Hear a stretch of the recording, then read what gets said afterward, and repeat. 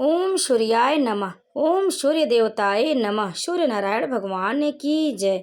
भक्तों, आज हम सुनेंगे रविवार के दिन सूर्य भगवान की व्रत कथा। रविवार की व्रत कथा जिसके सुनने से जीवन में खुशियाँ आती हैं, धन संपत्ति की प्राप्ति होती है और परिवार में सुख समृद्धि बनी रहती है। भक्तों, रविवार के दिन सूर्य देव की कृपा पाने के लिए सबसे उत्तम दिन माना गया है।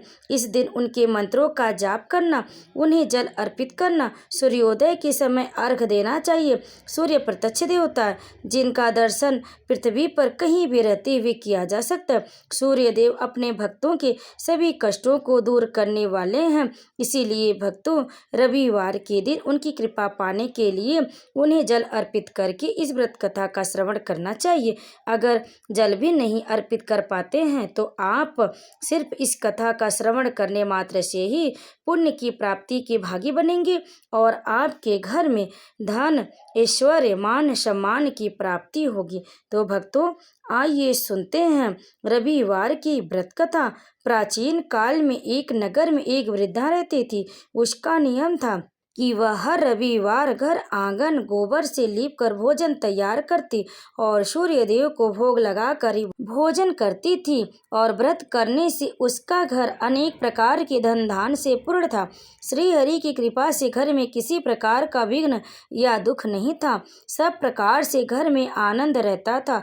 इस तरह कुछ दिन बीत जाने पर उसकी एक पड़ोसन, जिसकी गौ का गोबर वह वृद्धा लाया करती थी, विचार करने लगी कि यह वृद्धा सर्वदा मेरी गौ का गोबर ले जाती है, इसलिए अपने गौ को घर के भीतर बांधने लगे।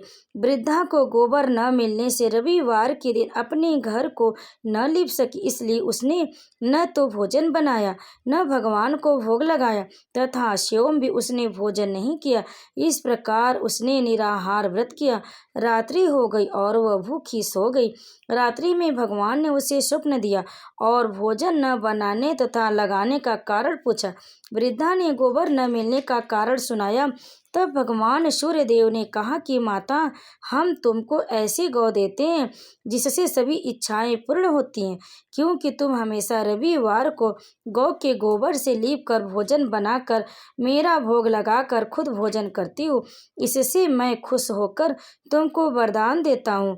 निर्धन को धन और बांझ स्त्रियों को पुत्र देकर दुखों को दूर करता हूँ तथा अंत समय में मोक्ष देता हूँ। स्वप्न में ऐसा वरदान देकर भगवान तो अंतर्ध्यान हो गए और वृद्धा की आंख खुली तो वह देखती है कि आंगन में एक अति सुंदर गौ और बछड़े बंधे हुए हैं।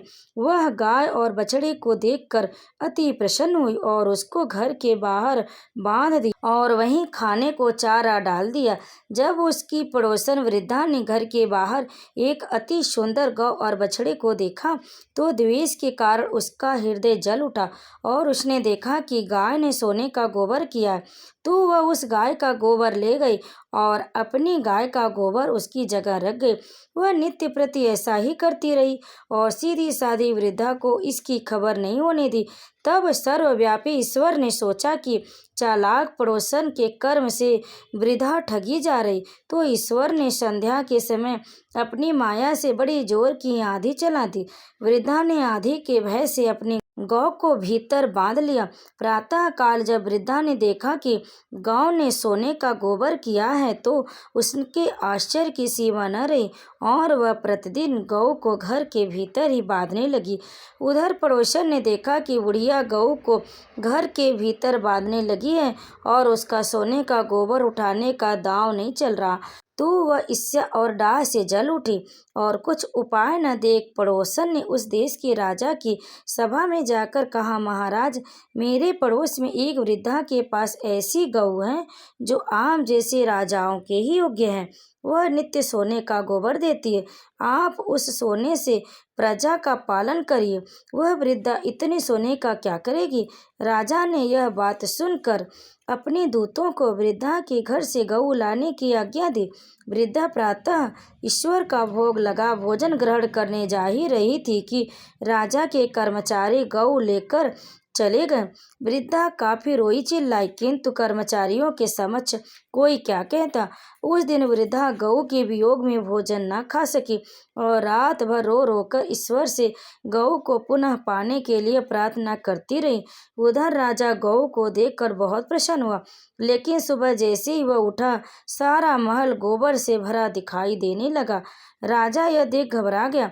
भगवान ने रात्रि में राजा को सपने में कहा, हे राजा, गाय वृद्धा को लौटाने में ही तेरा भला है। उसके रविवार के व्रत से प्रसन्न होकर मैंने उसे गाय दी थी। प्रातः होते ही राजा ने वृद्धा को बुलाकर बहुत से धन के साथ सम्मान सहित गौ बछड़ा लौटा दिया।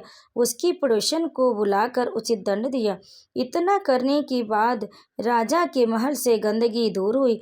उसी दिन से राजा ने नगर वासियों को आदेश दिया कि राज्य की तथा अपनी समस्त मनोकामनाओं की पूर्ति के लिए रविवार का व्रत रखा करो।